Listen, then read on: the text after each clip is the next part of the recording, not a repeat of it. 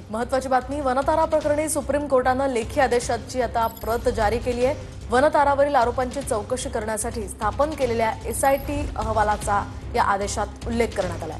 कोर्टाकडून वनतारा प्रकरणी clean chit दिली असून ही याचिका सुद्धा फेटाळली आहे। शिवाय एसआयटीकडून अहवालात वनताराच्या कामावर समाधान व्यक्त करण्यात आलंय। अधिकची माहिती जाणून घेऊयात ग्राफिक्सच्या माध्यमातून। वनतारावरील आरोपांची चौकशी करण्यासाठी स्थापन केलेल्या एसआयटी अहवालाचा या आदेशात उल्लेख करण्यात आलाय।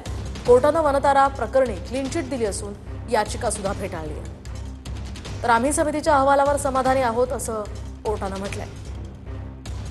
शिवाय झालेल्या बदनामीबद्दल वनताराला मानहानीचा दावा दाखल करण्याची सुद्धा मुभा असल्याचं या आदेशाच्या प्रतमध्ये आहे। शिवाय एसआयटीच्या अहवालात वनताराच्या कामावर समाधान व्यक्त करण्यात आलंय। कोर्टाचे वनतारा आणि संबंधित अधिकाऱ्यांना एसटीनं सुचवलेल्या उपाययोजनांचा विचार करण्याचे निर्देश आहेत।